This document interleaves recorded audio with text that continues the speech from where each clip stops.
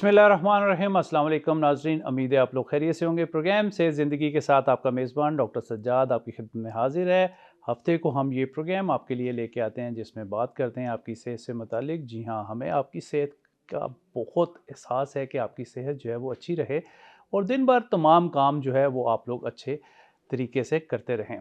हम देखते हैं कि जब भी डॉक्टर के पास जाते हैं तो हमें ब्लड टेस्टिंग की जो है वो ज़रूरत पड़ती है, ना भी पड़े तो डॉक्टर साहब ने तो भेजना ही होता है और मुख्तलिफ़ लेबॉर्ट्रीज़ में जो है वो टेस्ट करवाने के लिए हम चले जाते हैं। मगर हम देखते हैं कि वहाँ पे लेबॉर्ट्री में जो लोग आपका ब्लड ले रहे हैं उनमें बहुत सारे जो है वो क्लॉज होते हैं, वो क्यों प्रॉब्लम क्रिएट हो जाती है और ब्लड का सैम्पलिंग करना जो है वो कितना अहमियत का हामिल है। इसके बारे में आज हम आपको बताएंगे कि आप लोग जाके लेबॉर्ट्री में जब जाएं तो वहाँ पे कुछ ऐसी चीज़ें आज जो हमारे साथ यहाँ पे डॉक्टर साहब मौजूद हैं वो आपको बताएंगे कि किन किन चीज़ों का आपने ख्याल रखना है ताकि आपका रिज़ल्ट जो है वो बेहतर तरीके से आ सके, आपके पैसे ज़ाया ना हो, आपका टाइम ज़ाया ना हो। इसके साथ साथ हम आपको आज बताएंगे कि बच्चों की मेंटल हेल्थ जो है वो क्यों प्रॉब्लम क्रिएट कर रही है। बच्चे सोना नहीं चाहते, सारा दिन रात जागना चाहते हैं, क्या वजूहात है, डाइट प्लान कैसा है, एक्सरसाइज नहीं है, ओबीज़ होते जा रहे हैं, वज़न बहुत ज़्यादा जो है वो उनका बढ़ता चला जा रहा है। इन सब बातों का जवाब आज हम लेंगे। हमारे साथ बहुत ही ज़बरदस्त डॉक्टर, वेल रिनाउंड डॉक्टर साहब, डॉक्टर उस्मान वही साहब यहाँ पे मौजूद हैं। आप प्रिंसिपल हैं आईएमडीसी में और बहुत सारी इन्होंने मकाले जो है इंटरनेशनली तौर पे 168 के करीब जो है रिसर्च पेपर जो हैं वो शाया किए हैं। डॉक्टर साहब की 4 बुक्स हैं, 3 पहले थी और एक बुक अभी डॉक्टर साहब ने जो है वो लॉन्च की है और वो बहुत ही ज़बरदस्त बुक है, उसमें बहुत इन्फॉर्मेटिव है और एशिया में मेरा ख़्याल है कि इस टॉपिक पे जो है वो पहली बुक है। तो इससे मुतल्लिक भी हम डॉक्टर साहब से जो है वो पूछेंगे। प्राइड ऑफ परफॉर्मेंस हैं डॉक्टर उस्मान वही साहब हमारे साथ मौजूद हैं। डॉक्टर साहब को वेलकम कहते हैं। अस्सलाम बहुत वालेकुम। शुक्रिया जी। वालेकुम सलाम डॉक्टर डॉक्टर साहब, साहब, सो गुड टू बी आपका हियर। प्रोफाइल ज़बरदस्त है आई एम माशाल्लाह से। हम्बल डॉक्टर साहब, थैंक तो यू वेरी मच। बहुत ही ज़बरदस्त। डॉक्टर साहब, एक ज़बरदस्त बुक आपने शाया की है। पहले तो मैं चाहूँगा ये ज़रा दिखा जी दीजिएगा नाम बिल्कुल। इसका, तो डॉक्टर इसके साहब, बारे में बताइएगा। क्लिनिकल। जी ये हमारी बुक है, टेक्स्ट बुक ऑफ क्लिनिकल फ्लीबॉटमी। और हमारा जो ऑब्जेक्टिव ऑडियंस है that is students and practitioners जो कि फ्लीबॉटमी की प्रैक्टिस करें, जिस पे अभी हम बात भी करेंगे। जी सर, इसके बारे में बताइए कि इसकी ज़रूरत क्यों पड़ी है? डॉक्टर साहब, मैंने किताब के प्रीफेस में भी ये मेंशन किया है। कोई आज से तकरीबन कोई 20 साल कबल जब मैंने इस प्रोफेशन में आया तो देखा कि हमारे कोर्स और करिकुलम में तो ये blood collection, by the way phlebotomy means blood collection, जी ठीक है। जो हम टेस्टिंग के लिए कर रहे होते हैं। यानी कि वो पंक्चर करना। जी, जो पंक्चर करते हैं, अच्छा वेनी ठीक है, पंक्चर, जो कुछ ठीक लोगों है। के बाजू से ले रहे वो हैं, कुछ बाज़ के दफ़ा आप। तो आते ही नहीं है पंक्चर जी, हुए। ब्लड ही नहीं आ रहा। अच्छा, तो हमारे से एक्सपेक्ट तो ये किया जा रहा होता है कि हम ब्लड कलेक्ट करें, लेकिन फॉर्मली उसकी तालीम नहीं थी। और जब ठीक। मैंने इसके ऊपर देखना शुरू किया तो बुक्स भी अवेलेबल नहीं थी नेशनली। यूरोप में और अमेरिका में बहुत सारी बुक्स और अच्छी क्वालिटी की बुक्स अवेलेबल थी, लेकिन उनकी ठीक। कॉस्ट बहुत ज़्यादा थी। आई ठीक है। रिमेंबर, फिर मैं कुछ अर्सा तो मैंने कुछ पैसे जमा करके फिर बुक्स खरीदी और ख़ुद स्टडी करने का प्रोसीजर किया ताकि मैं इस किताब के लिए कुछ मटेरियल इकट्ठा कर सकूं। तो ठीक ये है। तकरीबन आज से कोई 10-12 साल पहले प्लान आया मेरे जहन में कि हमें इस we need to have a book on this topic, ताकि जो बडिंग स्टूडेंट्स हैं, जो भी इस फील्ड में, लेबॉर्ट्री साइंसेज की फील्ड में, नर्सिंग के प्रोफेशन में आ रहे हैं, उनको एक बाकायदा फ्रेमवर्क मिल जाए जिसके तहत वो ब्लड कलेक्शन के प्रोसीजर को सरंजाम दे सकें। ठीक है। और एक जो वर्ल्ड हेल्थ ऑर्गेनाइजेशन है, हमारी आलमी इदारा सेहत है, उसके मुताबिक जो 70% लेबॉर्ट्री के एरर्स हैं तकरीबन, वो प्री एनालिटिकल फेज में होते हैं, यानी लेबॉर्ट्री टेस्टिंग से भी पहले हो रहे हैं। ठीक है। तो हम लेबॉर्ट्री टेस्टिंग को तो बहुत फोकस कर रहे हैं, करोड़ों की मशीनें, लाखों जी की बिल्कुल। मशीनें, तमाम जो बड़ी लेबॉर्ट्रीज़ हैं आप देखें पाकिस्तान में, सरकारी और प्राइवेट सतह और पर आम खरीदी जा आदमी रही अंदर होती हैं। एक्सेस नहीं है उसका, वो जी, जा नहीं सकता। आप देखें किसी भी लैब के बारे में अच्छा या बुरा होने का जो जी। हमारी परसेप्शन है वो की जाती है बाहर रिसेप्शन से। जी बिल्कुल। हमें तो नहीं मालूम कि हमारी जो आगा खान या आईडीसी इस्लामाबाद की अच्छी लेबॉर्ट्रीज़ हैं, वहाँ अंदर कौन सी मशीन पे टेस्ट हो रहा है, या फिर रेनाउंड उसमें जितनी भी लैब्स हैं। जी जितने भी जी। हम जो भी उनके नाम लें। बट हमारी जो परसेप्शन कायम हुई है कि जी फलाना अस्पताल सरकारी अच्छे टेस्ट नहीं कर रहा, हालांकि आम आदमी को तो नहीं पता टेस्ट जी ठीक हुआ है बिल्कुल। कि नहीं हुआ। बिल्कुल। तो वो परसेप्शन उन्होंने कायम की है बेस्ड ऑन फ्लीबॉटमिस्ट एटीट्यूड, ठीक है। कि उसने ड्यूरिंग फ्लीबॉटमी ब्लड कलेक्शन के वक्त उनसे किस रवैये में बात की, और ड्यूरिंग जब वो कलेक्शन कर रहा था तो कितना पेनफुल प्रोसीजर रहा। तो उसके ऊपर ये परसेप्शन, तो ये सिर्फ और सिर्फ महज एक स्किल नहीं है कि आपने ब्लड कलेक्ट कर लिया, ठीक है। पूरा कॉर्नर स्टोन है डायग्नोस्टिक टेस्टिंग का। ठीक है। तो आप देखें, एक फिजिशियन जो है वो डायग्नोसिस कर पाता है सिर्फ उस वक्त जब उसको राइट किस्म की लेबॉर्ट्री के टेस्ट की रिपोर्ट्स मिलेंगी। जी। और वो रिपोर्ट्स तब मिलेंगी जब एक फ्लीबॉटमिस्ट जो है उसने राइट ब्लड कलेक्ट किया, राइट वे में, राइट एसओपी के मुताबिक, और फिर राइट ट्यूब के अंदर उसने उसको डाला है। क्या ये सब्जेक्ट पढ़ाया भी जा रहा है हमारे जी, ये एक कॉलेजेस में? बड़ी अनफॉर्चुनेट सी चीज़, I don't know the exact reason behind it. हमने in fact very recently we have proposed कि इसको एक 3 क्रेडिट आवर का जो सब्जेक्ट है वो नर्सिंग के अंदर भी और लेबॉर्ट्री साइंसेज के स्टूडेंट्स को भी मैंडेटरी सब्जेक्ट पढ़ाया जाना चाहिए 3 क्रेडिट आवर का। जितने फ्लीबॉटमी ज़्यादातर मार्केट में इस वक्त आपको मिल रही होती हैं वो ऑन जॉब ट्रेंड है, ठीक है। यानी उन्होंने इसको पढ़ा नहीं था बाकायदा तौर पे, बट यस अब उनमें से बहुत अच्छे आपको एक्सपर्ट्स मिल जाएंगे और बहुत अच्छे अवेलेबल हैं।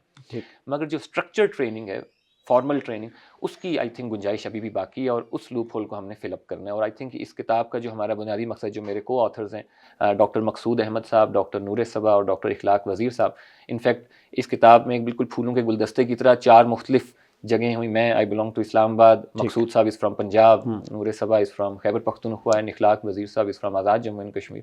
तो हम चारों ने मिलकर कोशिश की कि अपने अपने रीजन का जो भी हमारा एक्सपीरियंस है वो इस किताब की फॉर्म में लाएं और लोगों तो तक ये उसको भी डॉक्टर साहब पहुंचाएं। पाकिस्तान के लिए ऑनर्ड है कि इसकी जो रूनुमाई हुई वो श्रीलंका में, I इसके think बारे ये में बताइएगा। जी, ये आई थिंक हम एज अ ऑथर और I think as a Pakistani हमारे लिए बड़ी प्राउड की बात है। जब इसका हमने मुसवदा तैयार कर लिया तो हमने, मेरे कुछ कॉन्टैक्ट्स थे because I used to train in Sri Lanka आज से 12-13 साल पहले, तो मैंने वहाँ मिनिस्ट्री के साथ शेयर किया ये मुसवदा, एक उनके बड़े नामी ग्रामी पब्लिशर हैं, तो उन्हें बहुत पसंद आया। तो उन्होंने इमीडिएटली कहा कि sign an agreement with us और हम इसको पब्लिश करेंगे। ठीक है। सो फिर पिछले माह उन्होंने इस किताब की तकरीबन रूनुमाई जो है वो श्रीलंका में मुनक्किद की। ठीक है। श्रीलंका के हेल्थ मिनिस्टर ने आना था, बट अनफॉर्चुनेटली वहाँ अनफॉर्सीन की वजह से वो नहीं आ सके। कुछ वहाँ पे जो आफत आई हुई थी, कुछ साइक्लोन्स आए हुए थे, लेकिन उनके जो डायरेक्टर जनरल हेल्थ हैं उन्होंने जी। शिरकत की एज अ चीफ गेस्ट। इस किताब की तकरीबन रूनुमाई भी वहीं पे मुनक्किद हुई। इस किताब को बल्कि उन्होंने जो अपना Sri Lankan college of medical laboratory sciences है उसके अंदर कोर्स की किताब के तौर भी उन्होंने इसको शामिल कर लिया। ये तो और ऑनर की बात है। अल्हम्दुलिल्लाह जी। और श्रीलंका, बांग्लादेश के अंदर ये पहली किताब थी इस टॉपिक के अंदर साउथ एशिया में। तो पाकिस्तान में भी अब ये पाकिस्तान में भी जी ये पहली किताब थी। इसके ऊपर हमने कोशिश की कि इसके ऊपर थोड़ा सा हम अपना सिलेबस में शामिल कर दी जाएगी ये। जी अल्हम्दुलिल्लाह। बहुत प्राउड की बात यह कि जैसे ही इस किताब की कॉपीज़ अवेलेबल हुई और हमने कुछ जो हमारे सीनियर एक्सपर्ट्स उनके साथ शेयर की, तो Khyber medical university, health services academy और हमारा पिम्स हॉस्पिटल इस्लामाबाद जो है, वहाँ के सीनियर एक्सपर्ट्स ने कहा कि हम इमीडिएटली जो हम डिप्लोमा लॉन्च करना चाह रहे हैं फ्लीबॉटमी के ऊपर, इन तीनों इदारों का प्लान है, तो उसके अंदर इसको कोर्स का हिस्सा बना दिया गया। ठीक है। और ब्लड टेस्टिंग इंपॉर्टेंस जो हेल्थ केयर में, उसकी क्या अहमियत? जी, हमने सब आप ये देखें, कोई भी फिजिशियन जो है वो ब्लाइंड फोल्डेड डिसीजन लेगा अगर वो उसके पास राइट रिपोर्ट्स नहीं जाएंगी। जी बिल्कुल। अगर किसी के पास हेपेटाइटिस बी की रिपोर्ट जाती है कि इंडिविजुअल इज़ पॉजिटिव ऑल्दो वो नेगेटिव था, तो उसकी ट्रीटमेंट शुरू हो जाएगी, तो वो अखराजात और मेंटल ट्रॉमा मिलेगा। और अगर वो पॉजिटिव था और हमने उसको नेगेटिव हेपेटाइटिस डिक्लेयर कर दिया जी, तो वो अब साइलेंट किलर बन के उस बीमारी को आगे पीछे फैलाना शुरू हो जाएगा। बिल्कुल। तो सब कुछ का, सारी चीज़ों का जो डिपेंड करता है, इन्हिसार है, वो लेबॉर्ट्री साइंसेज की टेस्टिंग के ऊपर है जी। और आपने जो सैंपल कलेक्ट करना है, हमारे पास सैंपल का मतलब ही कि ये रिप्रेजेंटेटिव पोर्शन, हमारे पास वो इंडिविजुअल लैब के अंदर नहीं आ रहा, हमारे पास तो उसका एक सैंपल आ रहा है ट्यूब के अंदर। ठीक है। और अगर उसकी कलेक्शन ही ठीक नहीं हुई सही, तो फिर आगे सारी टेस्टिंग का जो इन्हिसार है वो फिर उस गलत, तो जो सीखा हुआ इंसान नहीं है वो तो आपके जो सैंपल को उसको ख़राब कर सकता है जी। और वो बड़ी सेट प्रैक्टिस में, एक तो ख़राबी से ज़्यादा डर ये है कि चूंकि उनको इंटरप्रिटेशंस का नहीं पता, जैसे एक सिंपल सी बात है कि हम जो सिरिंज में ब्लड कलेक्ट करके ट्यूब में डालते हैं, उसको बहुत पोलाइटली आपने ठीक है इन्वर्ट करना है जी। बट अगर नहीं पता, आप इमीडिएटली शेक करेंगे, जोर से शेक नहीं जाएंगे, आपके रिजल्ट्स ठीक नहीं आएंगे। तो इस वजह से हमने सोचा कि कुछ चीज़ों को इसके अंदर हम मेंशन करें। इसके अलावा हमने इसके अंदर क्वालिटी कंट्रोल, इस प्रोसीजर का, उसके ऊपर हमने बात की है। हमने इन्फेक्शन कंट्रोल के प्रोसीजर के लिए इस पे बात की है। और हमने इस किताब के लिए जो very kindly Azad Jammu and Kashmir, Khyber Pakhtunkhwa और बलूचिस्तान के जो हेल्थ मिनिस्टर्स हैं, उन्होंने इसके लिए मैसेजेस भी फराहम किए, वेल विशेज़ अपनी दी इस किताब के अंदर। एक बहुत अच्छी एक्सपर्ट हैं फ्राम यूरोप, उन्होंने भी इसके लिए इसका फॉरवर्ड भी लिखा।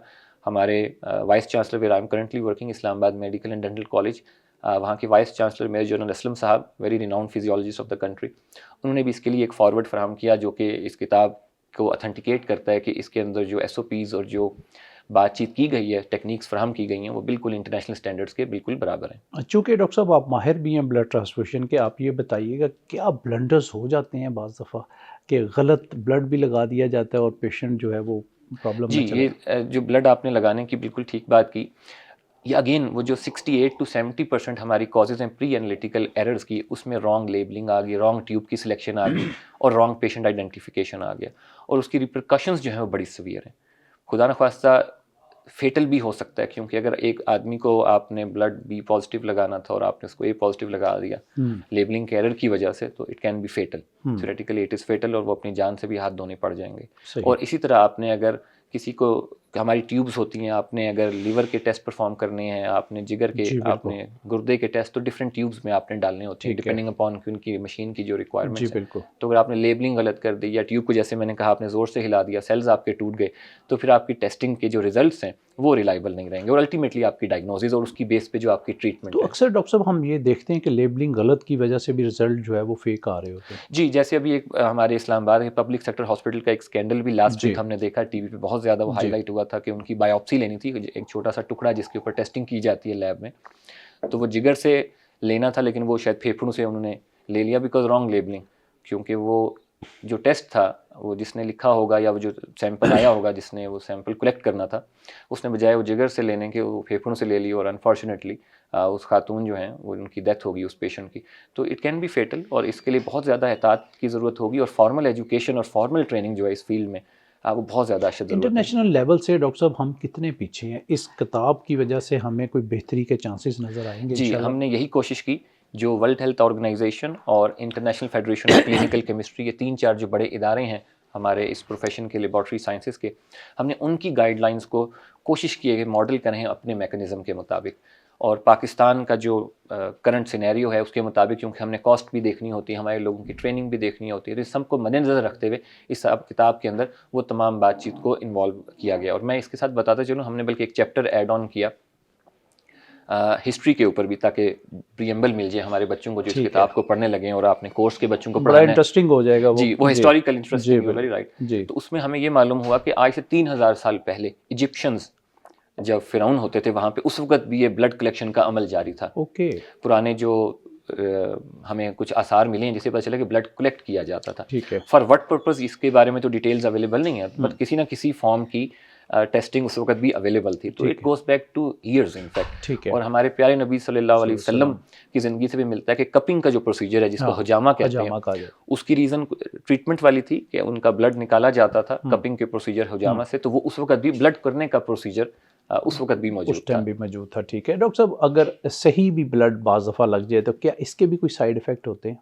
पेशेंट बाज़ दफ़ा मैं कहता हूँ कि वो कह रहे हैं जी खारिश हो रही है और आर्टिकेरिया बन गया, तो इस तरह की कोई कॉम्प्लिकेशंस आ जाती हैं? जी डॉक्टर साहब, क्योंकि कुछ ऐसी एंटीबॉडीज़ हैं, आप इसका अंदाज़ा इस चीज़ से लगाएं कि तकरीबन 350 से ज़्यादा जो ब्लड ग्रुप एंटीजेंस हैं वो डिस्कवर की जा चुकी हैं। जी। लेकिन हम जो ब्लड बैंक में मेजर एंटीजेंस को चेक कर रहे हैं वो मैक्सिमम 10 तक कर रहे हैं। तो बहुत सारी एंटीजेंस ऐसी हैं जिनको टेस्ट नहीं किया जा रहा, और वो फिर एलर्जिक रिएक्शंस का बाइस बनते हैं।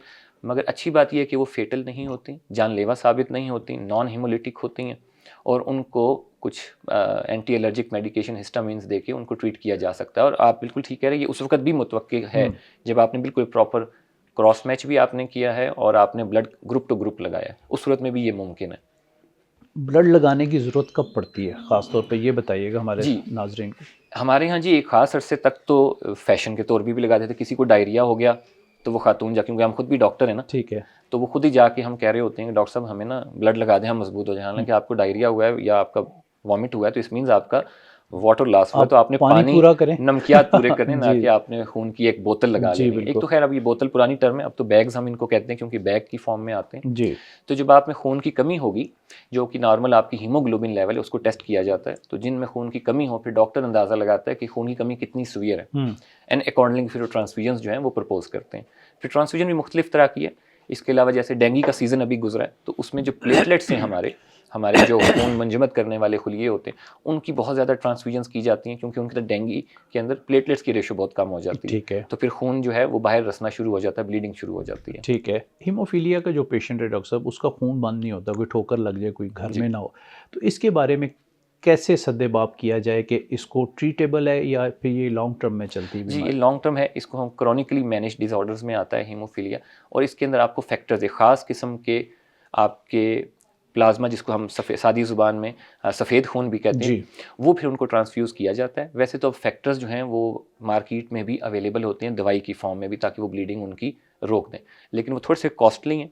तो लेकिन जो हमारी ब्लड ट्रांसफ्यूजन सर्विसेज हैं वो भी अपने सफ़ेद जो हमारा खून है वो भी उनको ट्रांसफ्यूज़ किया जा सकता है, जिसके अंदर पर्टिकुलरली वही ख़ास फैक्टर जो है उसकी मिकदार थोड़ी सी ज़्यादा होती है। ठीक है डॉक्टर साहब, हर ऑपरेशन से पहले ब्लड सेव कर लिया जाता है कि खुदा न खास्ता लॉस हो तो फौरी तौर पे लगा दिया जाए।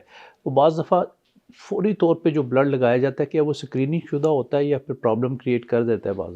जी, मैं हमारी ऑडियंस के लिए ये बताना चाहूँगा, क्योंकि एक ख़ास प्रोसीजर है जिसको फॉलो करना पड़ता है। तो जब आप इमीडिएटली आके ट्रांसफ्यूजन सर्विसेज और ब्लड सेंटर्स के ऊपर आके प्रेशराइज़ करते हैं कि अभी खून दे दो, तो वो तस्दीक शुदा नहीं होता, उसकी स्क्रीनिंग नहीं हुई होती। जो हमारे पास ऑलरेडी स्टोर्ड ब्लड होता है, ठीक है, उसकी स्क्रीनिंग तो हुई होगी, मगर आखिर में उसको क्रॉस मैच भी करना होता है, ठीक विच है। मीन्स कि क्या पेशेंट का और जो डोनर है, जो बैग का खून है, वो एक है कि नहीं है। है कि नहीं? तो आपको कुछ टाइम देना होता टाइम है। देना। उसका जो मैनुअल प्रोसीजर है सर, वो 45 मिनट का प्रोसीजर है, ठीक जो है। हम बुक्स में भी पढ़ते थे। ठीक है। अब जो उसकी ऑटोमेशन उसमें आई है, वो भी 25 मिनट का प्रोसीजर है। ठीक तो है। इससे पहले ही कंपैटिबिलिटी या क्रॉस मैचिंग मुमकिन नहीं होती है। ठीक है। तो आपको ग्रुप वाला ही खून लेना है और फिर क्रॉस मैच वाला ब्लड लेना है।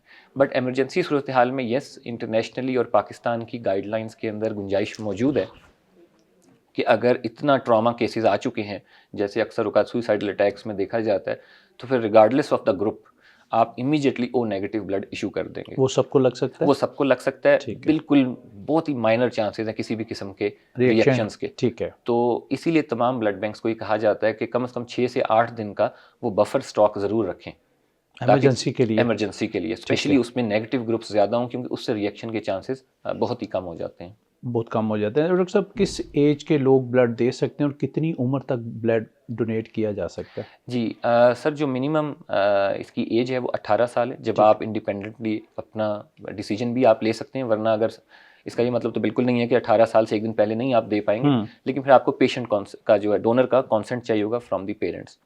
तो 18 साल से 60 साल तक आप ब्लड डोनेट कर सकते हैं अगर आप फर्स्ट टाइम डोनर हैं। ठीक है। और अगर आप रेगुलर बेसिस पे ब्लड डोनेट कर रहे हैं, तो फिर आप 60 साल से अगेन जितनी आपकी हेल्थ इजाज़त देती है 65-70 साल तक भी जा सकते हैं। डॉक्टर साहब, एक ब्रेक का टाइम है, फिर बात करते हैं। जी नाजरीन, एक छोटा सा ब्रेक है, आपने कहीं नहीं जाना। वेलकम बैक नाजरीन, प्रोग्राम आप देख रहे हैं सेहत ज़िंदगी और मैं हूं डॉक्टर सज्जाद। हमारे साथ डॉक्टर उस्मान वहीद यहाँ पे मौजूद हैं और आज हम मुख्तलिफ टॉपिक्स पे जो है डॉक्टर साहब की राय ले रहे हैं।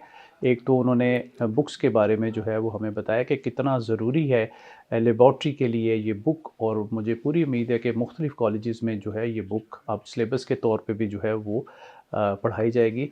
डॉक्टर साहब, वक्फे से पहले हम ब्लड डोनेट की बात कर रहे थे कि आपने कहा कि 18 साल से लेके तो 60 इयर्स तक। जी, 60 इयर्स तक फर्स्ट टाइम डोनर्स ब्लड अगर किसी को कोई बीमारियां हैं तो वो नहीं दे सकता? जी, वो कुछ डेफरल क्राइटेरिया है जो इंटरनेशनली कैंसर का पेशेंट, डायबिटीज का का मरीज, कार्डियक पेशेंट, हेपेटाइटिस बी और सी पॉजिटिविटी, HIV एड्स की पॉजिटिविटी है, शुगर पेशेंट। जी, शुगर का पेशेंट है, और डायबिटिक जिसको हम कह रहे होते हैं। और कुछ हमारे टाइम डिपेंडेंट डेफरल होते हैं और कुछ परमानेंट होते हैं, टेम्परेरी और परमानेंट। जैसे परमानेंट में आपने जैसे तस्करा किया, कैंसर आ गया हमारे पास, हेपेटाइटिस बी सी आ गया। और जो टेम्परेरी डेफरल्स हैं उसमें for example pregnancy, menses, lactation, जो माएँ बच्चों को दूध पिला रही हैं, कोई टेम्परेरी इन्फेक्शन आपको हो गया, if you are having high fever, high जो ब्लड प्रेशर, लैक्टेशन वाली माएँ हैं वो भी नहीं ब्लड दे जी, सकती? वो भी ब्लड डोनेट नहीं कितने? कर सकती। 1 साल तक? जी, वो जब उनका लैक्टेशन का पीरियड पूरा हो जाता है उसके 6 मंथ्स के बाद वो they are good to go to donate, अगर उनकी बाकी तमाम क्राइटेरिया जो है वो फिल करता है। ठीक है। तो डॉक्टर साहब, ज़्यादा कौन से लोग ब्लड डोनेट कर रहे होते हैं? क्योंकि थैलेसीमिया पाकिस्तान में 1 लाख से अबव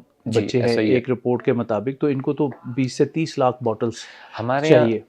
तो रिएक्टिव अप्रोच है सर, हमारे यहाँ प्रोएक्टिव नहीं है। जिस वक्त ब्लड की ज़रूरत पड़ती है उसी वक्त ख़ानदान के लोग भी भाग रहे होते हैं, मस्जिदों में भी ऐलान हो रहा होता है। और इसी वजह से अगर आप कोविड में बहुत प्रॉब्लम हो गया, कोविड में भी क्योंकि ऑपरेशंस और सर्जरीज नहीं बच्चों की तो ज़िंदगी ब्लड है, उनको तो ब्लड चाहिए, जो हमारे थैलेसीमिया के बच्चे हैं। तो इनके लिए ज़रूरी ये होगा कि हमारे जो यंगस्टर्स हैं, जो स्पेशली दुनिया में 18 से 25 साल का जो पूल होता है, इसको क्लब 25 कहते हैं जी। तो ये जो हमारा 18 से 25 साल तक का पूल है ना, ये सबसे हेल्दी होता है। और पाकिस्तान उन कंट्रीज़ में से है जिसमें ये जो यंग पॉपुलेशन है, ये 21, हमारी जो एवरेज एज है इस मुल्क के जिंदा लोगों की, वो 21.4 ईयर्स है। तो हमारी यंग पॉपुलेशन ज़्यादा है एज़ कम्पेयर टू आप जर्मनी, स्कॉटलैंड और दूसरे मुल्कों में जाएँ तो वहाँ 45 प्लस है एवरेज एज लोगों की जो जिंदा है, हयात है। तो ये इतना बड़ी पॉपुलेशन है और हमें बहुत ज़्यादा भी खून की ज़रूरत नहीं है। ठीक है, अगर पूरे मुल्क की सिर्फ 1% आबादी खून दे दे तो पूरे मुल्क की ज़रूरियात पूरी हो सकती हैं माशाल्लाह। और साल में एक दफ़ा दे दे, सही, जिसका मतलब यह है कि 25 करोड़ की आपकी आबादी है, तो अगर एक दफ़ा 1% ब्लड दे तो इसका मतलब है कि 25 लाख खून के बैग आ गए। मगर एक सेहतमंद इंसान साल में कितनी मरतबा दे सकता है? आप तो ज़्यादा दे सकते हैं तो हम तो ज़्यादा कलेक्शन भी कर सकते हैं। ठीक तो है। एक सेहतमंद इंसान जो है मर्द, वो साल में 4 मरतबा खून दे सकता है, एवरी 3 मंथ। Every 3 months. ठीक और जो है। ख़वातीन हैं, हमारी बहनें बेटियां हैं, वो तकरीबन 4 माह के बाद साल में 3 मरतबा वो ब्लड डोनेट कर सकते हैं। ज़्यादा कौन डोनेट कर रहा होता है, मेल या फीमेल? हाँ, ये इंटरेस्टिंग चीज़ है सर। पाकिस्तान की तकरीबन 55% आबादी ख़वातीन पर मुश्तमिल ठीक है, है। लेकिन जब आप डोनेशंस का लैंडस्केप चेक करते हैं तो 94% जो ब्लड है हमारा, वो मर्द हजरात डोनेट कर रहे हैं। अच्छा, और सिर्फ ज़्यादा मेल है। मेल डोमिनेंट है ब्लड डोनेशन के अंदर, और ये कोई मेल डोमिनेंट सोसाइटी होने की वजह से नहीं है। ठीक है। ख़वातीन बहुत सारी वजूहात की बिना पर नहीं दे रही। एक तो अवेयरनेस की कमी है, फिर खुराक की कमी है। ज़्यादातर ख़वातीन आयरन डेफिशिएंसी एनीमिया का शिकार रहती हैं। आप आजकल बच्चों से पूछें तो वो नाश्ता नहीं करती हैं। जी बिल्कुल। तो आपने जब ब्लड डोनेट करने जाना है तो आपकी खुराक और चीज़ें आपकी अच्छी होनी चाहिए। इनकी हीमोग्लोबिन ज़्यादातर हमारे यहाँ एक आउटब्रेक की तरह ही है, I think iron 12 point deficiency से एनीमिया, बिलो जो है वही फिर वो रहती है। डोनेशन नहीं दे सकती हैं। ठीक है। तो ख़वातीन सिर्फ 6% कंट्रीब्यूट करती हैं नेशनल मगर मेरा ख्याल लगता ज़्यादा लेडीज़ को ये ब्लड। जी। लेकिन ब्लड जो है वो तो हम मजाक में अक्सर कह रहे होते हैं, हमारी कुछ बहनें आती हैं कि आप तो ड्रैकुला बन गई हैं कि आप लोगों की तरफ से ब्लड डोनेशन तो नहीं आ रही होती, बट द सेम टाइम ज़्यादा कंजम्पशन जो है वो फीमेल पॉपुलेशन की। बट आई थिंक इसके लिए सिर्फ nothing to blame our gender, female gender, but I think हमारे ज़रूरत इस अमर की है कि हम अपने ब्लड सेंटर्स की क्वालिटी को बढ़ाएं और वहाँ पे फीमेल ब्लड कलेक्शन फ्लीबॉटमिस्ट रखें, ताकि हमारी ख़वातीन, हमारी बहनें वहाँ जाते हुए कंफर्टेबल फील करें। ठीक है। हमारा जो 80% से ज़्यादा का स्टाफ है, हमने एक सर्वे भी किया था, ब्लड सेंटर्स के अंदर जो ब्लड कलेक्ट करता है वो मर्द हजरात पे मुश्तमिल है। ठीक है। हमारी बहुत सारी बहनें बेटियां वो कंफर्टेबल फील नहीं करती अगर वहाँ जाके, क्योंकि आपको 10-15 मिनट वहाँ रहना पड़ता है 20 मिनट तक ब्लड डोनेशन के प्रोसेस के दरमियान। तो हमें ये हमारी कोशिश करनी चाहिए कि ज़्यादा से ज़्यादा फीमेल स्टाफ वहाँ पे रखें, ताकि हमारी जो फीमेल हमारी बहनें हैं वो आके डोनेशन भी वहाँ दे सकें। और जो हमारी डोनर अवेयरनेस कैंपेन्स हैं, public awareness campaigns social media पे, टीवी चैनल्स पे, हमें चाहिए कि वो फीमेल पॉपुलेशन को ज़रूर टारगेट करें कि आपकी कितनी ज़्यादा ज़रूरत है कि आप भी आगे बढ़ें और रेगुलर बेसिस पे डोनेशन दें, और आपकी सेहत पे कतन कोई बुरा असर नहीं पड़ेगा। तो फीमेल के लिए क्या मैसेज है कि दे सकते हैं ब्लड? जी, आप और साल में 1-2 मरतबा आराम से दे सकती हैं, और कोई आपसे ज़बरदस्ती नहीं लेगा। आप वहाँ जाएंगे, आपकी टेस्टिंग की जाएगी, और आप अगर क्राइटेरिया को फुलफिल करेंगे तभी आपसे ब्लड लिया जाएगा। ठीक है। और उसके बाद कोई वीकनेसेस वगैरह तो नहीं होती जो लोगों के कॉन्सेप्ट है कि खून निकल गया पता नहीं अब क्या होगा? जी, वो जनरली मिथ्स हमारे यहाँ तो हर चीज़ की टैबूज बना देते हैं। हम इमीडिएटली किसी भी अच्छी जूस पिए तो ठीक हो जाता है बंदा थोड़ी देर में। जी जी, आपने सिर्फ और सिर्फ अगले आधे घंटे में 3 से 4 अगले आधे घंटे के बाद हर 30 मिनट्स के बाद एक गिलास पानी का पीना over a period of 2 hours. ठीक है। तो 3 से 4 गिलास पानी के आपने पीने हैं, ताकि वो हाइपोवोलेमिया जो है वो आपका एडजस्ट हो जाए, हीमोस्टेसिस आपका ओके हो जाए। उसके बाद कतन किसी किस्म का कोई रिएक्शन नहीं होता। डॉक्टर साहब, कभी मैं देखता हूँ कि बाज़ लोग बहुत ही जो है रेगुलर बेस पे ब्लड डोनेट कर रहे होते हैं, मगर उनका जिस्म बहुत हैवी हो जाता है। इसके कोई रीज़न है या वैसे ही होता है? जी डॉक्टर साहब, साइंटिफिक एविडेंस तो इस तरह का कोई अवेलेबल नहीं है। ठीक है। बट एक थ्योरी पेश की जाती है कि चूंकि जब आप डोनेशन देते हैं तो आपको ये महसूस होता है कि आप कमज़ोर हो गए, आपके साइकोलॉजिकल आप पे फैक्टर आ जाता है, तो फिर आप खाना ज़्यादा कंज्यूम करना शुरू कर देते हैं, तो उस वजह से थोड़ा सा जिस्म फूलता है। अदरवाइज कोई साइंटिफिक एविडेंस कतन नहीं है कि आप किसी भी तरह से मोटे होंगे या आपका जिस्म फूलेगा। ठीक है। डॉक्टर साहब, थैलासीमिया माइनर और थैलासीमिया मेजर के बारे में हमारे नाजरीन को थोड़ा सा बताइएगा, और कज़न्स मैरिज के बारे में आपकी क्या राय है? जी डॉक्टर साहब, आपने बहुत ही हॉट टॉपिक छेड़ा, मेरे दिल के बहुत करीब है ये कज़न मैरिजेस का जो इशू है।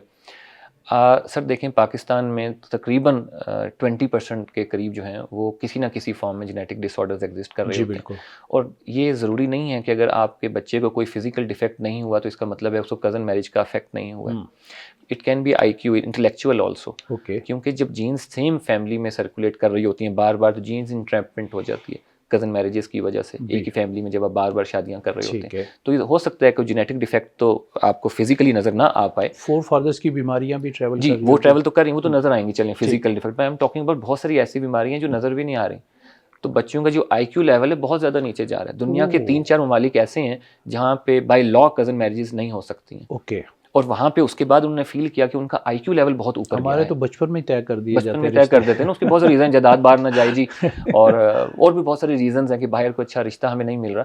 लेकिन सर, इन डिसऑर्डर्स को हम नहीं एड्रेस करना। और एक बहुत बड़ी बीमारी हमारी जो है वो थैलेसीमिया की, कि आपका जो बच्चा है वो सारी उम्र ब्लड डिपेंडेंट रहेगा। अगर आप ब्लड लगाएंगे, थैलेसीमिया मेजर की बात कर, माइनर का मतलब यह है कि आप अपनी ज़िंदगी तो ठीक गुजारेंगे, लेकिन अगर माइनर की शादी होगी तो देयर आर 20% चांस हर माइनर तो डॉक्टर साहब इर्द गिर्द बहुत ही फिर रहे हैं, लोग टेस्ट भी नहीं करवाना चाह रहे होते हैं। ऑल्दो कि आपके अक्सर प्रोविंसेस में, आपके सिंध प्रोविंस ने, बलूचिस्तान ने, आपके पंजाब प्रोविंस ने टेस्ट करवाए। शादी से पहले थैलेसीमिया का टेस्ट मैंडेटरी कर दिया। अभी इस साल पंजाब का इनफैक्ट पास हुआ और इस साल अगले फर्स्ट क्वार्टर में इनफैक्ट जो मैंने मिनिस्टर साहब की रीसेंट स्पीच भी सुनी थी, तो इस्लामाबाद का भी जो लेजिस्लेशन है और खैबर पख्तूनख्वा की वो भी इनफैक्ट आने वाली है, जिसमें शादी से पहले टेस्टिंग को मैंडेटरी करार दिया जाएगा। ठीक है। जो थैलेसीमिया मेजर हो जाता है, यानी बड़ा मेजर मीन्स उसमें वो बच्चे सारी उम्र थैलेसीमिया के डिपेंड करेंगे ब्लड ट्रांसफ्यूजन्स पे। इनकी एज कितनी होती है डॉक्टर साहब मैक्सिमम? डॉक्टर साहब दुनिया में तो 50 इन्होंने क्रॉस किया है अच्छा। इन बच्चों ने अच्छी मैनेजमेंट की वजह से। ठीक है। पाकिस्तान में बहुत रेयरली बच्चा 30 क्रॉस करता है, 30 इयर्स ऑफ एज। अच्छा। क्योंकि मैनेजमेंट की कमी है, अच्छी सहूलियात की बहुत ज़्यादा कमी है और ज़्यादातर इसमें एनजीओ सेक्टर भी इन्वॉल्व है। तो इन बच्चों को अक्सर आयरन बहुत ज़्यादा जमा हो जाता है, इनकी स्प्लीन जो है तिली बड़ी हो जाती है, इनका जिगर बड़ा हो जाता है, बन जाता है। ठीक है। लीवर बड़ा हो जाएगा, ग्रोथ स्टंटिड होगी, ख़ास किस्म के इनके फेशियल फीचर्स हो जाएंगे। डॉक्टर साहब ईरान में कोई केस नहीं है, यूके में 65 केसेस हैं, पाकिस्तान में टू मच। जो भी आपने बात फरमाई कि जब तक हम कज़न्स मैरिज को डिस्करेज नहीं करेंगे और शादी से पहले जो है वो टेस्ट हो जाएं, तो मैं समझता हूँ ज़्यादा बेहतर है। जी, और डॉक्टर साहब इसके लिए हमें एक बहुत जो आपने ईरान का तज़किरा अभी किया, मुझे अक्सर इत्तेफाक हुआ है ईरान जाने का, वहाँ के हेल्थ सिस्टम को थोड़ा सा स्टडी करने का भी। ईरान, साइप्रस, इटली, ये वो कंट्रीज़ हैं जिन्होंने 0 केस रिपोर्ट किया है ओवर द लास्ट 3 डेकेड्स। उसकी एक बहुत बड़ी रीज़न ये है कि हुकूमत ने इसको इमरजेंसी डिक्लेयर किया था। ठीक है। और हमें भी हुकूमत वक्त को चाहिए कि एक हुकूमत का बयानिया बनाएं, because currently as of now Pakistan doesn't have a national policy on thalassemia prevention. तो जब हुकूमत वक्त का बयानिया ही एग्जिस्ट नहीं करेगा तो आप कैसे उसको आगे लेके चलेंगे? इसको बड़ा सीरियस लेना पड़ेगा। We have to declare it. Cousin marriages या जो जेनेटिक डिसऑर्डर्स हैं सर, इसको मैंने अभी रिसेंटली एक अखबार के लिए एक एडिटोरियल भी लिखा, तो मैंने कहा इसको जेनेटिक डिसऑर्डर्स को हेल्थ इमरजेंसी डिक्लेयर करना होगा। इस पर अवेयरनेस हमें फैलानी होगी ताकि हम इन कज़न मैरिजेस को भी रोकें। एट द सेम टाइम हुकूमत जो है वो अपने इकदाम करे ताकि एक पॉलिसी, एक अच्छी इस बारे में बात ये हुई है कि वेरी रिसेंटली हुकूमत पाकिस्तान ने इस पर मुशावरत शुरू कर दी है, फेडरल गवर्नमेंट ने, और थैलेसीमिया पॉलिसी के ऊपर काम शुरू हो चुका है। तो मैं चाहूँगा जल्द अज जल्द वो थैलेसीमिया की पॉलिसी इम्प्लीमेंट हो ताकि हुकूमत का एक बयानिया तो सामने आए और फिर हम इंटरनेशनल डोनर्स को इन्वॉल्व कर सकते हैं। WHO बहुत इंटरेस्ट लेगा इसमें।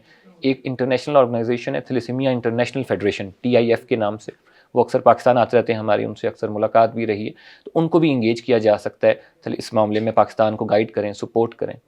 डॉक्टर साहब एक घर में 2-2, 3-3 बच्चे भी हम देखते हैं, तो ये तो काफ़ी डिफ़िकल्ट हो जाता है। जैसे आपने फरमाया कि गवर्नमेंट को इंटरेस्ट लेना पड़ेगा इसमें, तभी जाके हम इसको डिफीट दे सकते हैं। क्योंकि आप ये देखें कि ये एक ऐसी बीमारी है कि ब्लड ही ज़िंदगी है।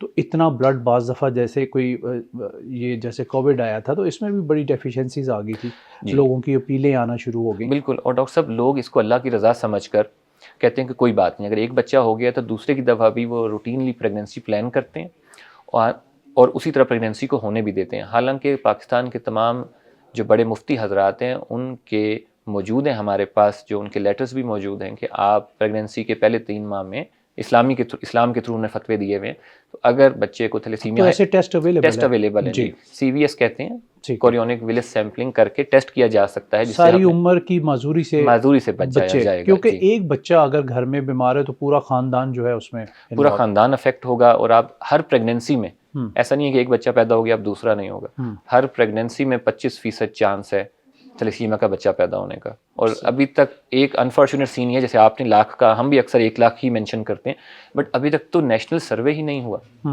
तो हमें अभी तक एग्जैक्ट डाटा भी ऐसी नहीं है, हमें तो ये भी नहीं पता कि हमारे कितने ज़्यादा जो है वो बच्चे थैलेसीमिया के हैं और दूसरे जेनेटिक डिसऑर्डर्स के हैं। एक स्टडी हुई गुजरांवाला में कुछ साल पहले, और उन्होंने गुजरांवाला शहर के अंदर ये अंदाज़ा लगाया कितनी कज़न मैरिजेस हुई हैं, तो सर 65% जो शादियां थी वो कज़न मैरिजेस थी। तो ऑटोमेटिकली चांसेस यही हैं कि बहुत ज़्यादा आपकी परसेंटेज होगी इन बीमारियों की, लेकिन एक डेटाबेस बनाने की ज़रूरत है और इनके बारे में, क्योंकि जब तक पॉलिसी डिसीजन आ नहीं सकेगा जब तक आपके पास एग्जैक्ट फैक्ट्स एंड फिगर्स नहीं होंगे। ठीक है डॉक्टर साहब, ब्लड कैंसर भी हम सुनते हैं कि बहुत आम हो गया, स्टोमिक कैंसर भी बहुत आम हो गया। क्या हमारे खाने पीने में प्रॉब्लम्स हैं, उठने बैठने में प्रॉब्लम्स हो गए? कभी हम सुनते थे किसी को स्टोमिक कैंसर, अब तो आम हम देखें। जी डॉक्टर साहब, एक तो हमारी जो डाइटरी हैबिट्स हैं, खाना हम ठीक खा रहे हैं, मतलब हम बेशक हम डेवलपिंग कंट्री हैं, लेकिन खाने की जो क्वांटिटी है, मेरा ख्याल में आप भी अक्सर बाहर जाते हैं, जो हमारी खाने की क्वांटिटी है उसका मुकाबला नहीं हम बाहर से कर सकते, हम बहुत ज़्यादा खाते हैं।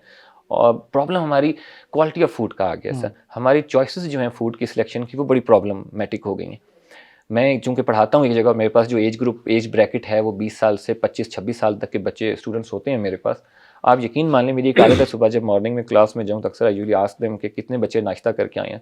सो ऑलवेज मोर देन 80% नाश्ता नहीं किया होता। ठीक है। और जिन्होंने किया होता है, जब उनसे पूछूं अच्छा अगर आपने कर लिया था तो आप ये बताना मुनासिब समझेंगे आपने खाया क्या था, तो उन बच्चों का जवाब होता है एक चाय का कप फॉर एग्जांपल, अभी नाश्ता तो नहीं है। सही। तो हम अब किसी तो बच्चे जब से सर आप उठ जाते हैं, लीवर तो अपनी सर्कल शुरू कर देता है, वो कहते हैं कुछ दे मुझे दें, तो और उसके पिछला ऊपर हम चर्बी चढ़ा रहे हैं। और सर इसका डायरेक्ट इफेक्ट सिर्फ आपकी फिजिकल हेल्थ पे नहीं है। ठीक है। जब आप नाश्ता छोड़ते हैं या डाइटरी हैबिट्स को ठीक नहीं रखते सर, इसका इमीडिएट इफेक्ट आपकी मेंटल हेल्थ पर भी सर है। ब्रेकफास्ट इसीलिए इसका नाम रखा हुआ है कि काफी लंबा ब्रेक है, कि आपने फास्ट को तोड़ना है। फास्ट को जो आपने रोजा रखा हुआ है खाली पेट, उसको तोड़ेंगे तो ये ब्रेकफास्ट कहलाएगा। ठीक है, क्योंकि सर्दी की रातें भी आप देखें बहुत लंबी हैं, होती हैं। तो उसमें ये कि अगर 8-9 बजे आप रात का खाना डिनर कर लेते हैं तो फिर लंबे टाइम के लिए आप कॉलेज यूनिवर्सिटी पहुंच जाते हैं, तो उसके बाद आप फास्ट को तोड़ ही नहीं रहे हैं, तो ये भी बच्चों को ओबीज कर रहे हैं। जी, उससे ओबेसिटी भी आ रही है और सर मेंटल हेल्थ के इश्यूज बहुत ज़्यादा आ रहे हैं। आप देखें गाड़ी सुबह, आप सर्दियों में आपने गाड़ी स्टार्ट करनी होती है, थोड़ी देर स्टार्ट रखते हैं जी बिल्कुल। उसका इंजन, बच्चे खाली पेट ही आ जाते हैं, तो आपने अपना इंजन तो स्टार्ट ही नहीं किया, तो रात पूरी आपने ठंड में गुजारी, आपके जिस्म में तो करंट ही नहीं है, तो आपने कुछ फूड क्वालिटी का फूड इंटेक करना है, आपने बॉइल्ड एग्स खाने हैं,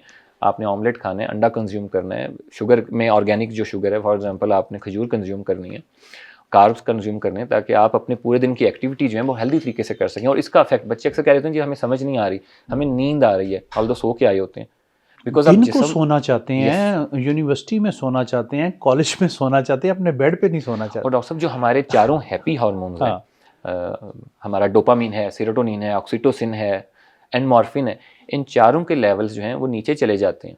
बिल्कुल। जब रात की स्लीप आप नहीं करेंगे, चिड़चिड़ापन, गुस्सा बच्चों में बहुत है, टॉलरेंस लेवल खत्म हो रहा है, क्योंकि सेंसिटिव हो गए। अभी आप भी जिसमें आप हमारे से सीनियर हैं, टीचर मार भी देता था, घर नहीं बताया करते थे, अभी तो डांटते हुए डर लग रहा होता है, इतने सेंसिटिव हो गए हैं, क्योंकि उनके जो हैप्पी हार्मोन्स है उनका लेवल उन्हें बहुत नीचे कर दिया सिर्फ अपनी आदत की वजह से। बिल्कुल ठीक। अब जो हमारा रात का टाइम है सर, वो इस्लाम ने बड़ा सही हमें कहा है, तो यूजुअली जल्दी सोएं, जल्दी उठें। तो सर जो आपकी रिपेयर का टाइम है ना, बॉडी को भी रिपेयर होना है, आपके सेल्स को भी, वेयर एंड टियर जो है रात को ही होती है, तो 10 से 2 बजे तक होना है। तो 10 से 2 तो हमने स्क्रीन को दे दिया, मोबाइल को, ऐसे ही है। अब ये जो स्क्रीन है सर, मैं आपको बताऊं, आपको सोने में मेलाटोनिन मदद करती है। मेलाटोनिन एक नेचुरल मादा है, आपके जिस्म में पैदा होता है, वो अंधेरे के साथ उसकी तादाद बढ़ती है, मिकदार आपके जिस्म में। ठीक।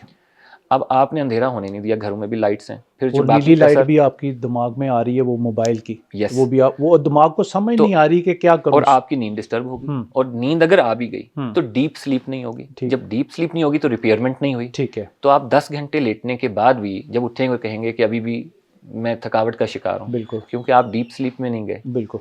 और कॉर्टिसोल लेवल आपका अप हो जाता है, जो एंजाइटी कॉज करेगा, डिप्रेशन कॉज करेगा। और फिर अब आज सुबह ही मुझे किसी बच्चे ने पूछा सर पिज़्ज़ा खा लें, अब थ्योरेटिकली तो पिज़्ज़े में कोई बुराई नहीं है खाने में, लेकिन उसकी कॉम्बिनेशन आपने कोला ड्रिंक्स के साथ दे दी है, उसमें केमिकल भी तो है ना। जी बिल्कुल। जो सॉल्ट मना किया गया उसमें वो डाला गया जायके के लिए, वो कैंसर कॉज कर रहा है, मगर ये कि हम उसको जायका नहीं देंगे तो कौन पिज़्ज़ा खाएगा, वो पिज़्ज़ा कोई हमसे लेगा नहीं। और हमने साथ, आप इस भी साइड को देखें, आप किसी भी अच्छे रेस्टोरेंट में जाएं और आप उनको कहें कि कोला ड्रिंक, तो वो मैं नाम नहीं लेता, लेकिन कोला ड्रिंक्स फ्री देंगे, रिफिल्स, ऐसे ही है। लेकिन अगर आप पानी की बोतल देते हैं, बेतहाशा देते हैं, और आप इस साजिश को कोई भी नहीं गौर कर रहा, बच्चे भी नहीं करते, अगर आप उनसे पानी की बोतल मांगे ना, वो शायद 50 रुपए या 100 रुपए की चार्ज करेंगे, उसके पैसे लेंगे, और आपको कोला ड्रिंक जग में ला के देंगे, जंक में ला के देंगे। तो मेरे जैसा आदमी से पानी पीना है, वो तो 400 रुपए 500 रुपए आप सिर्फ पानी पे लगा देते हैं। बिल्कुल। तो हमारी जो फूड हैबिट्स हैं, इसने हमें सीवियरली डिस्टर्ब कर दिया। डॉक्टर साहब जितनी कोला ड्रिंक्स यूज करते हैं तो बच्चों का कैल्शियम भी निकल जाता है। जी बिल्कुल। ठीक है, चीनी भी कैल्शियम निकालती है, वो एब्जॉर्प्शन नहीं होने देगी, आयरन भी निकल जाएगा। जो लोग स्मोकिंग कर रहे हैं उनका भी कैल्शियम बॉडी से निकल जाता है। तो इसकी क्या डेफिशिएंसी से बच्चों को ये कि थकावट का असर तो रहेगा? जी, वो थकावट का, अब जब हम टेस्टिंग करते हैं तो हमें पता चलता है कि मुख्तलिफ जो स्टडीज़ हुई हैं पाकिस्तान में, सर पाकिस्तान की 90% से ज़्यादा खवातीन जो है विटामिन डी की डेफिशिएंसी का शिकार हैं। सूरज का सामना नहीं करना चाहते, सूरज का सामना नहीं करना, ना सर्दी ना गर्मी, दिन में हमने सोना है और रात को हमने जागना है, अब सूरज तो है नहीं। और वो जो हमारे अंदर एंग्जाइटी आ रही है, हमारी सैडिस्ट इन्वायरमेंट बन रहा है, उसमें अंधेरे का भी एक है, क्योंकि हम बाहर से निकल रहे रोशनी में, सूरज को फेस करें, सूरज में जाएं, खेलें। सर्दियों में सर हम हीटर के पास, गर्मियों में एयर कंडीशन के पास, ना बच्चों को बैठने देते हैं तो ना खुद बैठते हैं। डॉक्टर साहब एक ब्रेक का टाइम है, फिर आपसे बात करते हैं। जी नाजरीन, प्रोग्राम आप देख रहे हैं सेहत ज़िंदगी, अपने मेज़बान डॉक्टर सज्जाद के साथ। डॉक्टर उस्मान वहीद आज हमारे साथ स्टूडियो में मौजूद है, आपने कहीं नहीं जाना, एक छोटा सा ब्रेक। वेलकम बैक नाजरीन, प्रोग्राम आप देख रहे हैं सेहत ज़िंदगी, और आज हम बात कर रहे हैं ब्लड की प्रॉब्लम्स जो आ जाती हैं और लेबॉर्ट्री टेस्ट से मुतालिक जो है हमें आगाही नहीं थी। डॉक्टर उस्मान वहीद साहब ने हमें वो चीज़ें बताई हैं। बच्चों की मेंटल हेल्थ जो है इसके बारे में जो है वो अभी गुफ्तगू का सिलसिला जो है वो जारी है। जी डॉक्टर साहब, हम पिज़्ज़े की बात कर रहे थे कि उसमें भी बहुत सारी जी डॉक्टर साहब, क्योंकि ये जो हमारी डाइट्स की सिलेक्शन है, जो हम खाना खा रहे होते हैं, इसमें इनऑर्गेनिक चीज़ें अब ज़्यादा शामिल हो रही हैं, हाइब्रिड। तो मूली उसकी वजह गाजर से आपको 12 महीने मिल रही है सर, सारी की नेचर सारी से लड़ेंगे तो आप बीमार होंगे। जी, तो उनमें वो जो विटामिन्स होते हैं जो सीज़न के हिसाब से होते हैं वो नहीं होंगे। शायद नहीं आपको होंगे। जायका तो मूली का भी मिल जाए, माल्टे का भी मिल जाए आपको गर्मियों में, बिल्कुल। लेकिन उनके अंदर जो एसेंशियल विटामिन्स है, क्योंकि इट्स नॉट प्योरली ऑर्गेनिक, सही। तो इसलिए ज़रूरी होगा कि हम अपनी डाइट की सिलेक्शन बहुत अच्छे तरीके से करें। डॉक्टर साहब, हमारा जो यंगस्टर है वो ज़हनी दबाव का शिकार है, इसके पीछे क्या रीज़न है? जी डॉक्टर साहब, और मैं चूँकि पढ़ाने से ताल्लुक़ है तो डेली बेसिस पे ये फेस करना पड़ता है, और मेरी पूरी कोशिश यही होती है कि बच्चों को इस तरफ उनकी तवज्जो दिलाऊँ। सर यही अगेन जो हम बात कर रहे थे, lack of quality sleep, lack of quality diet, और अगेन जो सोशल मीडिया और मोबाइल का इस्तेमाल है, हमने इन पर्सन मिलना छोड़ दिया। हम मोबाइल पे तो 2 घंटे बात कर लेंगे, हम किसी रेस्टोरेंट में भी खाना खाने जाएंगे, दोस्तों का ग्रुप जा रहा है, कोई फैमिली जा रही है, सब मोबाइल पे खेल रहे होंगे, आपस में बात नहीं करेंगे। सर ये जो फिजिकल इंटरेक्शन है, ये तो साइंस भी साबित करती है, आप एनर्जी ट्रांसफ़र होता है। आप किसी अच्छे आदमी के साथ बैठेंगे तो पॉजिटिव एनर्जी आपके अंदर आ जाएगी, और वाइस वर्सा आप मोबाइल के साथ बैठेंगे तो आपके पास बहुत सारी नेगेटिव एनर्जी आएगी, और आपका स्क्रीन टाइम भी बहुत ज़्यादा बढ़ेगा, आंखों के लिए नुकसानदेह। तो जो फ्रस्ट्रेशन आ रही है, चिड़चिड़ापन है, उसकी एक बहुत वजह हमारे आपस में राब्ते भी ढीले पड़ गए हैं। ठीक है। तो ये ज़हनी दबाव की सबसे बड़ी, और फिर जो नेगेटिविटी आई है ना सर सोशल मीडिया की वजह से, आई थिंक उसमें हमारे बहुत सारे जो अरबाब इख्तियार हैं, हमारे जो पॉलिसी मेकर्स हैं, आई थिंक उन सब का कहीं ना कहीं कसूर है। और बच्चों के अंदर जो पैट्रियटिज्म ख़त्म हुआ है ना सर, उस मेंटल हेल्थ के इशू ने, इमीडिएटली स्टूडेंट्स कह रहे होते हैं सर हमने बाहर जाना है। अभी रिसेंट एग्जांपल दें सर, हमारे एक स्टूडेंट हैं, उन्होंने ही सर बहुत ही छोड़ के मुल्क से बाहर जा रहे हैं यंगस्टर। लेकिन सर अगेन प्रॉब्लम ना हाई टीयर का नहीं है सर, ये भी बड़ी सोचने की बात है, ये नेगेटिविटी फैलाई जा रही है। 25 करोड़ की आबादी में से अगर 2-3 लाख चले गए तो मुल्क पे कोई फर्क नहीं पड़ता, बल्कि आमदन ही वापस लाएंगे। बिल्कुल। लेकिन सर टॉप टीयर की यूनिवर्सिटियों के बच्चे एम्प्लॉयबिलिटी है उनकी आज भी, ठीक है। मिडिल टीयर की भी हाई परसेंटेज है। प्रॉब्लम तो सर लोअर टीयर का है, बिकॉज रेगुलेशन भी तो कम हो गई है एजुकेशन में। बिल्कुल सही। हर थड़े पे तो आपने कॉलेज खोल दिया है, यूनिवर्सिटी को चार्टर दे दिए। तो जो लोअर टीयर की यूनिवर्सिटीज़ हैं, ये उनके बच्चे हैं जो फिर फेसबुक सोशल मीडिया भरा हुआ होता है नेगेटिविटी से। और सर हमारी बहुत सारी यूनिवर्सिटियाँ हैं जो दुनिया की टॉप की यूनिवर्सिटियों में आती हैं, कायदे आज़म यूनिवर्सिटी है, नस्ट है, आगा खान यूनिवर्सिटी है, आपकी ये टॉप की यूनिवर्सिटीज़ हैं। लेकिन बच्चे इनको भी छोड़ के बाहर जाना चाहते हैं। अब बाहर के प्रॉब्लम्स मैं आपको बताऊंगा सर। फॉर एग्जांपल अगर हम यूके की मिसाल लें, इटली की मिसाल लें, वहाँ पे यूनिवर्सिटी उन्हें 10 महीनों का 11 महीनों का मास्टर्स प्रोग्राम शुरू कराया हुआ है। 8 मिलियन 9 मिलियन चार्ज करते हैं।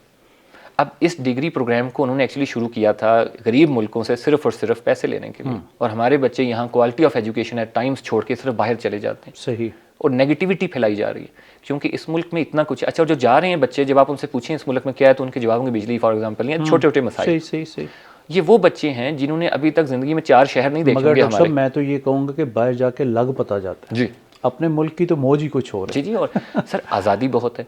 आई थिंक जो आपकी आइडेंटिटी वहाँ पे हमेशा आप सेकंड क्लास सिटीजन वही रहेंगे बिल्कुल, चाहे आपको नेशनलिटी मिले या ना मिले। और सर वो पाकिस्तान हमेशा जिंदाबाद वाली बात जो आजकल नारा चल रहा है, आई थिंक मैं उसको बड़ा स्ट्रॉन्ग एविड सपोर्टर हूँ। बिल्कुल ठीक। क्योंकि हम या तो आपने पूरे सूबे देख लिए हों, 4 सूबे आज़ाद, जम्मू एंड कश्मीर, गिलगित बल्तिस्तान, फिर आप ये कमेंट दें इस मुल्क में कुछ नहीं है। बिल्कुल ठीक है। जब मैं बच्चों से पूछता हूँ आपका तबसरा है कि सर मुल्क में कुछ नहीं, तो मैं उनसे पूछता हूँ आपने देखा क्या है? क्या देखा? 4 शहर से ज़्यादा नाम नहीं ले पाते। जी बिल्कुल ऐसे ही। 4 शहर देख के आप एक इतने बड़े मुल्क का डिसीजन दे रहे हैं कि ये मुल्क फॉर एग्जांपल अच्छा नहीं है तो बुरा नहीं है। और आई थिंक अगेन इसमें हमारे मोबाइल फोन्स का, हमारा इन पर्सन, हमारे जो दूरी आ गई एक दूसरे से, ताल्लुकात ही नहीं रहे सर। मतलब आप हर चीज़ जो है मोबाइल को किया, अगर मोबाइल के सर्विसेज 2 दिन के लिए बंद हो जाए तो लगता है कोई चीज़ आपके जिस्म से निकल के भाग गई है। जी बिल्कुल। और लोग परेशान फिर रहे होते हैं। और बाकी रही सही कसर AI ने पूरी कर दी थी। वो भी कर। आप बजाय बुक्स पढ़ने के, आर्टिकल्स पढ़ने के, आप AI से पूछते हैं कि मैं खाना खा लूँ, मैं आज वॉक कर लूँ, ऐसे ही है। तो वो AI भी जो इसको इंसान ने बनाया। सर यूरोप आप भी ट्रैवल करते हैं, मैं भी करता हूँ, उधर डॉक्टर साहब अगर आप ट्रेन में बैठे हुए तो गोरा जो है वो बुक पढ़ रहा है सर, वो मोबाइल नहीं देख रहा, और हम वहाँ पे भी मोबाइल देख रहे हो। जी बिल्कुल। और आप देखें कुछ ममालिक ने, आई थिंक ऑस्ट्रेलिया ने और डेनमार्क में, I was reading the newspaper कि उन्होंने स्कूल कॉलेज के अंदर स्क्रीन टाइम कम करने के लिए बैन कर दिया। में अभी बैन कर दिया कि अंडर मैट्रिक बच्चा मोबाइल नहीं यूज़, और ना ही आप उनको कोई होमवर्क देंगे टैबलेट वाला, ना ही आप कॉलेज में स्कूल में उनको किसी स्क्रीन पे पढ़ाएंगे। आप अगेन कोई पढ़ाई नहीं होगी, हमारे तो जूम का तमाशा बना हुआ है। मेरी बेटी 4 साल की और पता चला उसकी ऑनलाइन क्लासेस सर्दी होने की वजह से। अभी 4 साल के बच्चे को आप स्क्रीन पे बढ़ा रहे हैं, क्या होगा? तो वो जबकि गोरा जो है वापस जा रहा है वाइट बोर्ड के ऊपर, बिल्कुल ब्लैक बोर्ड के ऊपर चाक से और मार्कर से लिखने के लिए, कि बच्चों का स्क्रीन टाइम तो आपने कम करना है। आपके और मेरे ज़माने में ये बताइएगा, आप छोटे भी हैं मुझसे, ये बताइएगा कि हमारी डेडिकेशन पढ़ाई के मामले में ज़्यादा थी। अब बच्चा जो है वो एग्ज़ाम टू एग्ज़ाम ही पढ़ रहा है। उसकी एक बहुत बड़ी रीज़न सर शॉर्टकट्स भी हैं, क्योंकि सोशल मीडिया से ये बहुत सारे ऐसे इन्फ्लुएंसर्स से मुतासर हो जाते हैं जो कि स्टैंडर्डाइज नहीं है। ये इमीडिएटली मेजर कर रहे हैं सर ज़िंदगी को पैसे के साथ, और मैं हमेशा अपने स्टूडेंट्स को भी कहता हूँ ज़्यादा की दौड़ में लग गया हमारा नौजवान। और सर इम्पैक्ट और इनकम, आप दुनिया में इम्पैक्ट क्रिएट करके जाना चाहते हैं, इनकम लेना चाहते हैं? इनकम तो आ जाएगी, मगर इम्पैक्ट कैसे क्रिएट करेंगे? और मैं उसके लिए जो मिसाल देता हूँ, आई थिंक उस पर कोई भी बंदा मेरे से इख्तलाफ नहीं कर सकता। हमारे जो इस दुनिया के सबसे बड़े जो इंसान हैं, जिनके लिए दुनिया बनाई गई थी, वो कितनी इनकम दे के गए थे माशाल्लाह। आज भी हम कलमा उन्हीं का पढ़ते हैं, लेकिन उनका इम्पैक्ट इतना है कि सर आज इस प्रोग्राम में बैठे हुए हज़ारों साल बाद जी उनकी पर्दा फरमाने के बाद मैं उनका नाम और उनकी एग्जांपल कोट कर रहा हूँ। तो that is the impact that prophet Muhammad सल्लल्लाहु अलैहि वसल्लम क्रिएटेड पूरी दुनिया में। जी जो लोगों ने इस्लाम कबूल नहीं भी किया तो उस ज़माने में, जी सबके लिए इस्लामती लेकर आए थे, और उन्होंने भी यही किया कि इम्पैक्ट क्रिएट किया इस दुनिया में। हमें फ्रेमवर्क दिया ज़िंदगी गुजारने का। उन्होंने प्लॉट नहीं छोड़े थे अपनी उम्मत के लिए, और ना ही उन्होंने कोई बड़ी बड़ी जागीरें छोड़ी थी, ना ही गाड़ियाँ छोड़ी, रोज़ का रोज़ जो आता था तकसीम कर दिया जाता कर देते थे। ये तो इससे बड़ी अल्लाह की बात थी ना। तो हमारा तवक्कल भी ख़त्म होता जा रहा है यंगस्टर्स का, मतलब 2 4 होता है वो 5 बनाना चाह रहे हैं। सर ये तो आई थिंक इस पे बहुत सारा हमारे आर्म फोर्सेस भी और हमारे पॉलिटिशियंस भी बात कर रहे हैं, जो हुकूमत है, कि सर ये तो अब वॉर ऐसी हो गई है ना कि हम उन्हें पता है हमसे थ्रेट तो है जी, और स्पेशली जो हमने मई के महीने में इंडिया को जिस तरह हमने डिफीट किया, वो सारी दुनिया ने देखा है सर। और मैं उसके बाद ट्रैवल 3-4 मरतबा कर चुका हूँ यूरोप में और करीबी ममालिक में। एक्चुअली हमारी डिग्निटी में, हमारी इज्जत में बहुत इजाफा हुआ है। गरूर का सर हमेशा नीचे ही होता है, जो हमने डिप्रेशन की क्या अलामात हो सकती हैं यंगस्टर्स में? जी सर इसकी अगेन बुनियादी वजूहात यही हैं कि हम जब अपना इन पर्सन मुलाकातें कम करेंगे ना, हम बच्चों को भी बहुत ज़्यादा प्रेशराइज कर रहे होते हैं कि आप आपस में बैठें। अभी कंबाइंड स्टडी भी जब ये कर रहे होते हैं कि आपने डॉक्टर ही बनना है ये बड़ा प्रेशर है जी। ये प्रेशर भी आई थिंक अब कम करना होगा। इनफैक्ट मेरी other day I was talking to parents के हमें अब ये डॉक्टर इंजीनियर वाले फलसफे से निकलना होगा। काफ़ी ट्रेड आ गए अब जी, बहुत सारी ट्रेड आ गई हैं सर। बायोटेक्नोलॉजी की फील्ड आ गई है, आर्टिफिशियल इंटेलिजेंस की फील्ड आ गई है, और उसमें आफ्टर एफएससी आपके पास काफ़ी ऑप्शन हैं जी। पहले इंजीनियरिंग और डॉक्टरी थी आपके पास, और फिर किसी वक्त जब हम तो बड़े हो गए थे तो कंप्यूटर साइंस भी आ गया था, मगर अब तो sir there are plenty of principal भी है डॉक्टर साहब, आपके पास काफ़ी ऑप्शंस हैं वहाँ पे। ये हमारे नाज़रीन को बताएं कि आफ्टर एफएससी आप क्या क्या करें? जी एफएससी के बाद जो प्योरली अगर मेडिकल हेल्थ केयर में ही बच्चों ने सर्व करना है तो उनके लिए 3 बड़ी फील्ड्स हैं सर। एक तो प्योर मेडिकल हो गया, जिसमें आपके पास एमबीबीएस और बीडीएस की डिग्रीज हैं ग्रेजुएशन की। सेकंड नंबर पे आपके एलाइड हेल्थ के डिसिप्लिन आ गए, जिसमें सर आपका नर्सिंग है, लेबोरेटरी साइंसेज है, वो 4 साल की डिग्री है, बीएस लेवल का, फिजियोथेरेपी है, फार्मेसी है। और मैं आपको बताऊं इस वक्त भी बच्चे अगर जो सुन रहे हैं गूगल जाके करें तो इस वक्त भी कनाडा में, अमेरिका में, यूके में जो सबसे हाईएस्ट पेड जॉब्स हैं हेल्थ केयर सर्विसेज में, वो नर्सिंग की हैं। ज़बरदस्त। वो एलाइड हेल्थ प्रोफेशनल्स की हैं, ना कि टिपिकल मेडिकल ऑफिसर्स की हैं। और हमारी तो नर्सिंग स्टाफ बहुत ही दुनिया में हमारा माना तो सर हमारे पास भी चूंकि एक नर्सिंग का कॉलेज है और हमारे पास एक लेबोरेटरी साइंस जिसको मैं देख रहा हूँ सर, हमारे तो बहुत सारे बच्चे हैं जो इमीडिएटली उनकी एम्प्लॉयबिलिटी बढ़ रही है पाकिस्तान में भी और पाकिस्तान से बाहर भी। और तीसरी जो बड़ी ब्रांच है सर वो बायो साइंस की है, जिसके अंदर बायोटेक्नोलॉजी आ जाता है, माइक्रोबायोलॉजी आ जाता है, बायोकेमिस्ट्री आ जाता है। तो आई थिंक अब ये सारी फील्ड्स बहुत ज़्यादा एक्सपेंड कर रही हैं, और बायोटेक्नोलॉजी वाले जैसे वैक्सीन्स बनाने में बड़ा रोल है उन लोगों का, और कोविड में इस डिसिप्लिन के लोगों को बहुत ज़्यादा उन लोगों को आगे भी लेकर गया है, जो सारी एक आफत हमारे ऊपर आई थी। ठीक है डॉक्टर साहब, पैनिक अटैक क्या होते हैं? ये बहुत ज़्यादा हम देखते हैं कि बच्चे पैनिक कर देते हैं, इसके बारे में बताइए कि कैसे कंट्रोल जी, क्योंकि सर साइकोलॉजिकली बच्चे कमज़ोर होते जा रहे हैं, फैमिली से दूर। एक स्टडी ने, फॉर एग्जांपल मैं एक एग्जांपल से क्लियर कर दूंगा, एक साइकोलॉजिकल स्टडी है कि वो बच्चे जिनके ग्रैंड पेरेंट्स हैं और वो उनके साथ राब्ते में हैं, उनके अंदर पैनिक अटैक्स की और कॉर्टिसोल के लेवल बहुत कम है। इसका मतलब अगेन वही है कि जब आप अपनी फैमिली के साथ जुड़ेंगे, अपने दोस्तों के साथ जुड़ेंगे, अपनी ज़मीन के साथ जुड़ेंगे, तो आपके अंदर ऑटोमेटिकली ये चीज़ें कम हो जाएंगी। और अपनी आइडेंटिटी, वही जो अगेन जो हम वॉर की बात करते थे, आपको अपनी आइडेंटिटी पे जब क्वेश्चन मार्क लगा दिया जाता है तो नेगेटिविटी बढ़ती है, और फिर ऑटोमेटिकली आप वो इन पैनिक अटैक्स की सूरत में हमें विजिबल सिम्टम्स नज़र आते हैं। और हमें इन मेंटल हेल्थ इश्यूज़ को भी सर एक हेल्थ डायलेमा और हेल्थ इमरजेंसी डिक्लेयर करना होगा। हमारे नज़दीक मसला सिर्फ वो है जब किसी का खून बह रहा हो, जी इंजरी हो गई है, खुदा न खास्ता फ्रैक्चर हो गया, बट जो कुछ दिमाग में चल रहा है, आई थिंक हमें ज़रूरी होगा कि उसको भी समझने की ज़रूरत है, क्योंकि वो फिजिकली नज़र तो नहीं आ रहा, मगर वो प्रॉब्लम तो हमें से तो गुजर रहा है। और हमें चाहिए होगा कि अपने आसपास ऐसे बच्चे, ऐसे यंगस्टर्स को देखें जो सडनली उनकी आदतें चेंज हुई हैं, उन्होंने बातचीत करना कम कर दी है, मोबाइल पर टाइम दे रहे हैं।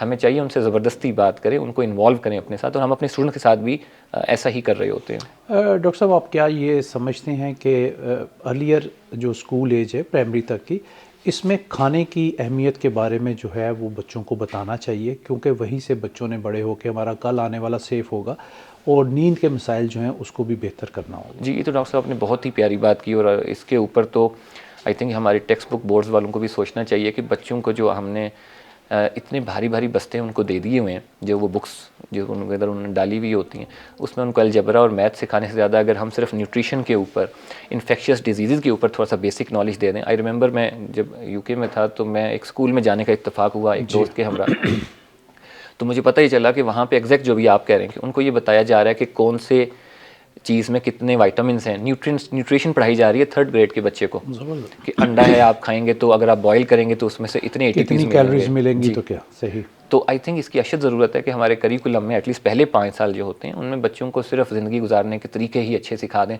और मैं हमेशा कह रहा हूँ तो कि हम इस्लामियात को तो हमने मैंडेटरी किया हुआ है 12 या हमारे ग्रेजुएशन तक, हम इस्लामियात के साथ अगर इखलाकियात को भी मैंडेटरी कर दें तो हमारी बहुत सारी आदत बेहतर हो जाएंगी। तो डॉक्टर साहब, जो घरों में हम देखते हैं कि सुबह के टाइम बर्गर, जाम, जेलियाँ जो है बच्चों को खिला दी जाती हैं, स्कूल भी सही भेजे, तो क्या हेल्दी कंपटीशन नहीं होना चाहिए कि जो आप खाना अच्छा लेके आएगा उसको छोटा सा कोई इनाम दे दिया जाए, तो देसी फूड भी जो है वो बच्चों में जी, एक तो उन बच्चों को ऑर्गेनिक फूड की आदत पड़े, और जैसे आपने अभी ये मुख्तलिफ चीज़ों की बात की ना, ब्रांड्स की, अगेन सर ये मार्केटिंग स्टंट्स ही हैं। अब कोई अमरूद का टीवी पे इश्तिहार तो नहीं चलेगा, लेकिन एक विटामिन तो अमरूद का है, लेकिन विटामिन सी की गोली का इश्तिहार चल रहा होगा। हाँ, वो चल रहा होता है। अगर किसी को कहो जी अमरूद नहीं खाए, कहेगा महंगे हो गए थे, सही, लेकिन गोली आप 500 की एक खा लेंगे, सही, लेकिन आपने फल फ्रूट नहीं खाना अपनी सेहत के ऊपर। तो हम खुद मसाइल हमारे भी हैं, हर चीज़ को हुकूमत के ऊपर डाल देना या सोसाइटी के ऊपर डाल देना या किस्मत पे डाल देना वो भी बुरी चीज़ नहीं, कुछ डिसीजंस तो हमारे हाथ में हैं। डॉक्टर साहब, साइंस ने बहुत तरक्की की और 5 स्टार होटल की जगह 5 स्टार हॉस्पिटल बनना शुरू हो गए, जो कि बड़े कॉस्टली हैं और लोग ठीक भी नहीं हो रहे हैं। इसके बारे में क्या कहेंगे? जी, इसको हेल्थ टूरिज़म का नाम दिया गया, और अब तो हमारे करीबी बहुत सारे ममालिक के अंदर हेल्थ टूरिज़म की एक बहुत बड़ी इंडस्ट्री कायम हो चुकी है। लेकिन वही बात है कि जो दिखता है वो बिकता है। टीवी पे कभी केले का इश्तिहार नहीं आएगा उसमें कितना मैग्नीशियम है, लेकिन मैग्नीशियम की गोली के इश्तिहार आपको हर खबरनामे से पहले मिल रहे होते हैं, चाहे आपको ज़रूरत है कि नहीं है, चाहे आपको ज़रूरत है कि नहीं हो, कि आपको जी इसकी ज़रूरत है।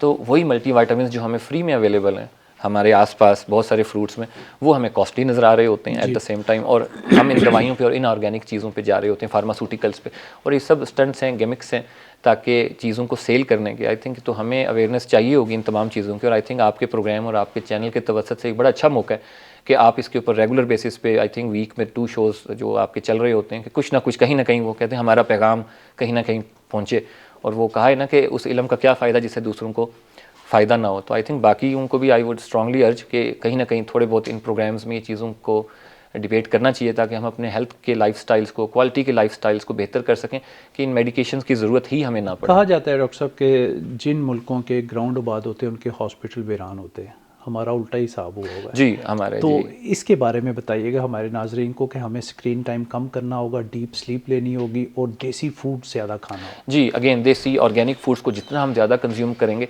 और वॉक के जैसे आपने ग्राउंड की बात की सर, तो एक अंदाजे के मुताबिक आपके हार्ट MI का, इन्फार्क्शन का या कार्डियक अरेस्ट का जो है वो 70% उसका रेशो कम हो जाता है अगर आप 40 to 45 मिनट्स ब्रिस्क वॉक करें, जिसमें आपकी हार्ट बीट तेज़ हो, और तो आपका ब्लड फ्लो तेज़ होगा। जी, ताकि वो नरम पे और शूज़ पहन के वो बाकायदा आप स्टेप सारे फॉलो करें जो एक जॉगिंग के होते हैं, और बाकायदा करें, ताकि, और उससे आपके जिस्म की हड्डियां भी मजबूत होंगी, सूरज आ रहा होगा, और साथ डीप स्लीप।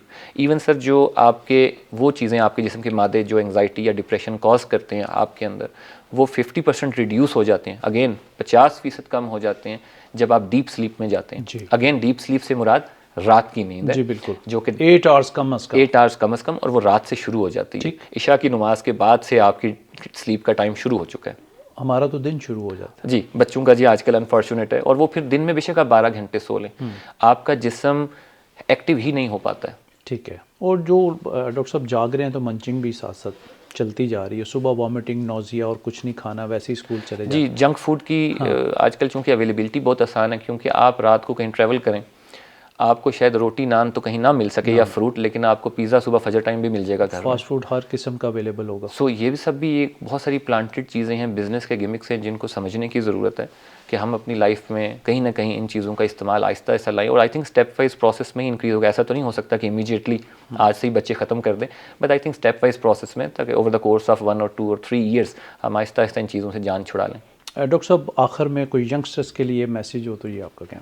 जी, बहुत शुक्रिया डॉक्टर साहब। मैं तमाम नौजवानों से कहना चाहूँगा कि अपनी फ़िज़िकल हेल्थ का तो आप सब ख्याल रख रहे होते हैं, लेकिन अपनी मेंटल हेल्थ का बहुत ज़्यादा ख्याल रखें, क्योंकि आपकी अगर ज़हन मज़बूत होगा तो आप अपनी पढ़ाई में, अपने ऑफ़िस में भरपूर तरीके से अपने जो ज़िम्मेदारियाँ हैं, उसे अंजाम दे सकेंगे। डॉक्टर साहब, हमारे सेहत ज़िंदगी जो प्रोग्राम है सच टीवी का, इसके बारे में आपका क्या है? जी, मैंने जैसे फरमाया डॉक्टर साहब, मेरे लिए ये बहुत ही आई थिंक फ्रेश एयर है, क्योंकि आप बाकी तमाम चैनल्स पे देख लें तो उनका एक ही पॉलिटिकल डिस्कशंस पे ज़्यादा आजकल डिबेट्स उसी पे चल रही होती हैं, but I think it's one of the best programs जो कि चल रहा है। और आई थिंक अगर इस 1 घंटे के प्रोग्राम से किसी को एक बात भी पता चल गई तो डॉक्टर साहब ये भी सदका जारिया है। तो आपके प्रोग्राम के जो प्रोड्यूसर्स हैं, एंकर्स हैं, जो भी स्टाफ आपका सपोर्ट स्टाफ है, माशाल्लाह सारा बहुत ही कॉर्डियल और वेलकमिंग है। और इसी तरह जो इसके मैनेजिंग डायरेक्टर्स वगैरह हैं आपके चैनल के, आई थिंक उन सबको एक क्रेडिट जाता है कि उन्होंने इतना बड़ा इनिशिएटिव लिया है। डॉक्टर साहब, आपकी आमद का बहुत बहुत शुक्रिया। Thank you so much for बहुत शुक्रिया कमिंग, सर। और आपको नेक्स्ट टाइम भी फिर हम ज़हमत देंगे। जी नाजरीन, ये था आज का प्रोग्राम जिसमें डॉक्टर साहब ने सेहत हासिल जो है वो गुफ्तगू की, ब्लड ट्रांसफ्यूजन से मुतालिक भी हमने पूछा, और यंगस्टर्स की जो मेंटल हेल्थ है इसके बारे में भी डॉक्टर साहब ने बहुत सारी चीज़ें जो हैं वो आपको बताई हैं। आप लोग ये प्रोग्राम देखें, सुने और अपने इर्द गिर्द के लोगों को जो है ये चीज़ें पहुँचाएँ। जैसे डॉक्टर साहब ने कहा कि ये भी सदका जारिया है, क्योंकि अच्छी बात जो है वो फैलाना भी सदका जारिया है। आज के लिए बस इतना ही। अपने मेज़बान डॉक्टर सज्जाद को दीजिए इजाज़त। इंशाल्लाह अगले हफ्ते दोबारा आपकी खिदमत में हाज़िर हो जाएंगे। तब तक के लिए अल्लाह ने